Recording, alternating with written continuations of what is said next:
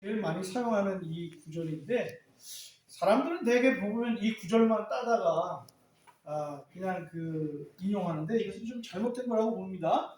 우선 같이 한번 읽어볼까요? 니, 치, 其 추, 之 虽然虽然微小微小，终究终究必胜必胜发达发达。 자, 다시 한번 니, 니, 치, 치, 삼성이 두 개니까 앞에 거 잊어버렸다. 니, 치, 추 니起初， 다시 한번 니, 치, 추 你起初虽然虽然微小微小，终究终究必胜必胜发达发达。 자, 여러분 이게 욥기 8장 7절 말씀이잖아요. 너는 말이지 치초는 처음, 최초란 뜻이에요. 너는 처음에는 최초에는 수이란은 비록 뭐뭐이지만 비록 웨이샤오 아주 작지만 너는 처음에는 비록 아주 작지만 쫑지우 결국이란 뜻이에요. 삐 반드시 션 몹시 심이란 뜻이에요. 반드시 심이 파다 발전할 것이다. 아멘. 이게 중국어 성경에는 이렇게 뜻이 되어 있어요. 우리나라 성경에는 8장 7절이 어떻게 되어 있죠? 내 시작은 미약하나, 네 시작은 미약하나, 내 나중은 나중은 상대하리라 상대하리라. 이렇게 나왔잖아요. 그죠? 근데 여러분 이것만 딱 따서 이놈들이 많이 하잖아요, 사실은. 그죠? 여러분 음식점에 간다거나 자기 집에 요것만 딱 갖다 붙여갖고 이렇게 하는 이거 사실 욥의 친구 빌닷이 욥에게 하는 이야기입니다. 이거 사실.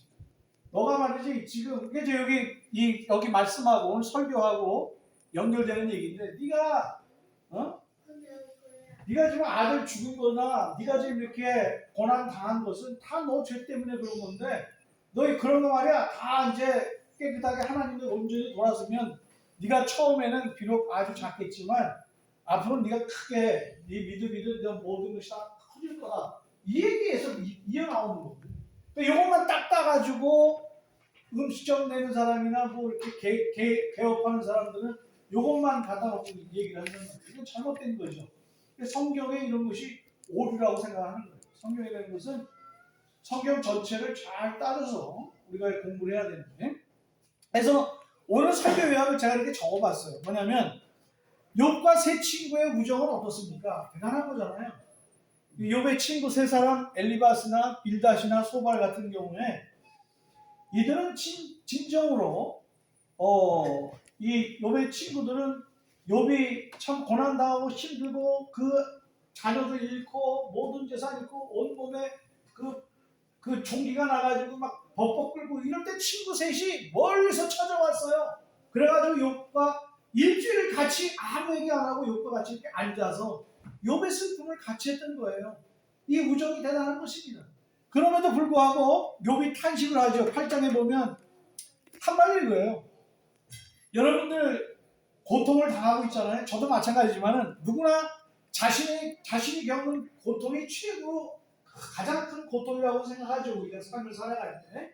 근데 보면 왜 이 욥은 하나님한테 왜 저만 지켜보시는 겁니까? 왜 자꾸 저만 왜 이렇게 욥의 생각이죠. 뭐 온 천지 만물을 주관하고 다스리시는 여호와 하나님께서 뭐 욥만 보겠습니까? 욥의 입장에서는 너무나 당한 고통이 심하고 어려우니까 본인 스스로 왜 저만 지켜보십니까? 그러면서 이제 욥이 너무 고통이 심하고 고난이 오르냐 이제 다 싫습니다. 저는 이제 다 싫습니다. 다 내려놓고 싶습니다. 다 주님 곁에 가고 싶습니다. 이런 말을 하고 있으니까 발다시 이제 그걸 보고 욥기 8장 3절 7절을 여러분 읽어보시면 그 말의 궁극적인 목적은 보응의 논리입니다. 네가 죄 안 짓고 온전하게 살았다고 한다면 넌 말이지 하나님 축복받고 그러는 것인데 네가 뭔가 죄를 졌기 때문에 또 애들이 죽은 거는 너 자녀들이 죄를 졌기 때문에 죽은 거 아니냐 이런 식으로 보응의 논리로 꾸짖고 있어요. 발다시. 그러나 여러분 세상을 살아갈 때 여러분 세상 삶을 살아갈 때 보응의 논리가 다 적용됩니까? 사실 욥이라는 사람은 진짜 하나님 앞에 얼마나 깨끗하고 늘 하나님을 경외하는 그런 사람인데 발닷은 그런 것도 모르고 보응의 논리로 욥을 꾸짖는 거죠. 여러분 한번 생각해 보세요. 욥의 마음이 어떻겠습니까? 여러분 생각해 보세요. 전 욥의 마음이 그렇다고 생각해. 자기가 잘 풀리고 잘 나갔을 적에는 하나님이 내 곁에 계시고, 하나님이 나만 사랑하는 것 같고, 나하고 하나님하고는 잘 통하는 것 같아. 근데 이와 같이 재산 잃고 자녀 잃고 다 잃어버렸을 때 뭐야 이거 하나님이? 하나님이 좀 낯설어 진짜. 이 하나님 내가 아는 하나님이 아닌 것이다. 이렇게 생각할 거 아니겠습니까? 그렇기 때문에 여러분 보세요. 우리가 병들고 이 발닷의 이 정의를 보면 네. 빌닷이요, 빌닷. 네, 빌닷이요. 빌닷. 죄송합니다. 네, 제가 잘못 쓴다. 여기 빌닷이라고 썼는데 이 빌닷은 말이죠. 빌닷의 논리를 보면 병들고 고난받는 사람은 다 하나님 앞에 죄인이고 잘 먹고 잘 사는 사람은 다 하나님께 축복받은 거다 라고 생각할 수 있는 것이죠. 이거는 잘못된 것이죠. 다 그런 건 아니잖아요. 그러면서 여러분 이러한 빌닷의 이런 그 논리를 가진다면 결국 사람들은 내가 하나님한테 축복받는 사람이 되기 위해서 어떻게 내가 잘 먹고 잘 살아야 될 거 아니겠습니까? 그러다 보니까 양육강식의 논리가 이게 생길 수밖에 없는 것이죠. 그래서 저는 이렇게 생각합니다. 교리라든지 신학적 논리 또는 자신의 사고의 틀 이런 걸로 사람을 판단해서는 안 된다.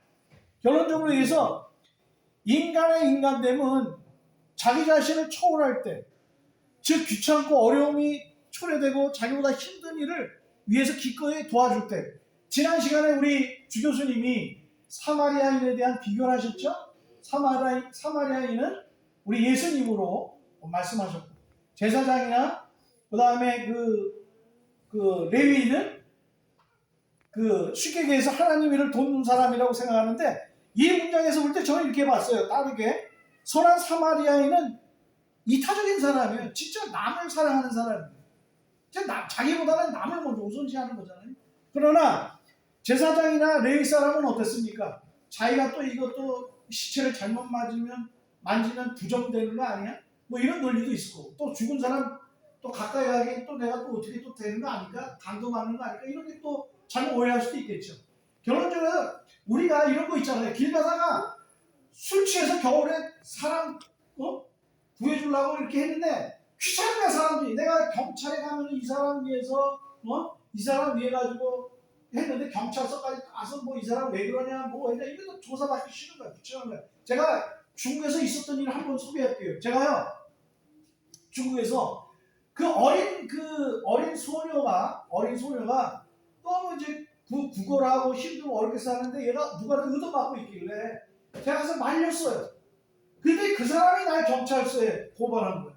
공안. 나는 얘 아버지인데 지가 뭔데 와가지고 나한테 가지고 내가 뭐 딸의 먹을 것을 빼앗고 내가 그 여자의 돈을 뺏었다는 거예요. 얼마나 기가 막힙니까? 그게 제가 그때 느꼈어요. 야 이게 좋은 일을 하다가 이런 참 무지막지한 일을 내가 다 그것도 제가 암만 중국어를 한다고 그래도 중국 사람만 하겠습니까? 중국 공안에 내가 서투른 중국어로 제가 변명을 했지만 결국은 나중에 우리 그 대사관에 경찰청에서 파견된 그 영사가 와서 얘기를 다 듣고 이제 그게 어떻게 풀려나긴 했지만 그 후로 내가 중국 땅에 살면서 어려운 사람 도와주겠는데 되게 힘이 들더라고요. 마찬가지로 제사장이나 레위인은 다른 사람보다는 자기를 생각하는 이기적인 그러한 그 삶을 살아가는 그 쉽게 얘기해서 인간이 인간됨, 결혼해서 인간이 인간 된다고 얘기하면 하나님께서 태초에 우리 인간을 만들었을 때 하나님께서 원하시는 것은 전부 다 우리 모두가 다른 사람을 사랑하기를 원하고 자기보다 어렵고 힘든 사람을 도와주게끔 하나님께서 우리를 만들어 주셨는데 여러 가지 죄악의 도움으로 인해서 우리가 그런 것에서 멀어졌죠. 그래서 저는 그렇게 생각해요. 인간 존재의 목적이 뭐냐? 저는 결론적으로 작은 예수가 되는 것이다. 아멘. 작은 예수가 되는 것이다. 결론적으로 여기 보면 요한복음 9장 2절로 3절 말씀 보면 그런 거 있잖아요. 예수님한테 제자들이 예수님 저 눈먼 자는 저 사람의 죄입니까? 아니면 그 조상 때의 죄입니까? 그랬더니 예수님께서는 그 사람의 죄나 그 자기 죄나 조상의 죄가 아니다 라고 말씀하시면서 뭐라고 말씀하십니까? 그래서 하나님께서 이 모든 것들을 갖다가 다 올바로 저기 하기 위해서 만든 것이다라고 했는데 그것은 마치 하나님이 위대함을 사람들한테 보여주기 위해서 그 맹인을 갖다 일부러 맹인 만들었다 그런 의미가 아닙니다. 사실은 결론적으로 해서 그것은 뭐냐면 아버지 하나님의 관심은 뭐냐면 이 맹인이든 뭐든 힘겨워하는 사람을 어떻게 하면 어떻게 도와줘서 행복하게 할 것인가. 이것이 아버지 하나님의 관심인 것이라는 것이죠.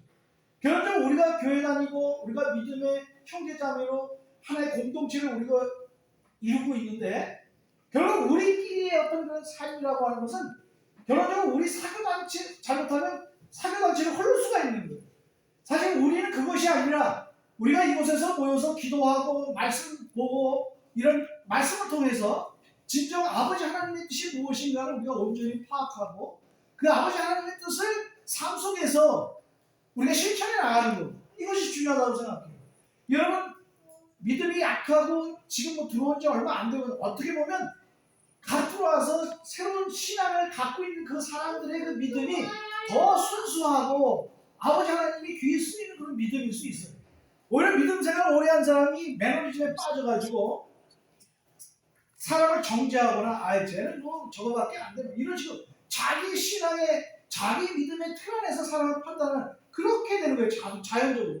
그렇기 때문에 우리는 이러한 오류를 막기 위해서는 어떻게 될 것이냐 항상 말씀과 기도 말로만 말씀 기도가 아니라 그 말씀을 온전하게 우리가 깨닫고 그 말씀대로 살아가는데 그 삶이 어떤 삶이냐면 작은 예수가 되는 삶.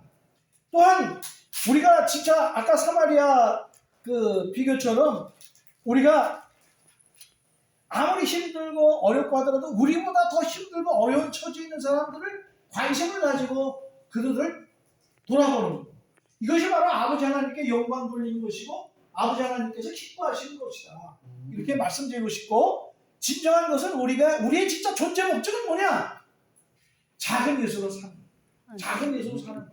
이것이 저는 아버지 하나님께서 저를 통해서 여러분께 드리는 말씀이라고 생각합니다. 작은 예수의 마음으로 살아갈 수 있기를 간절히 소망합니다. 아멘.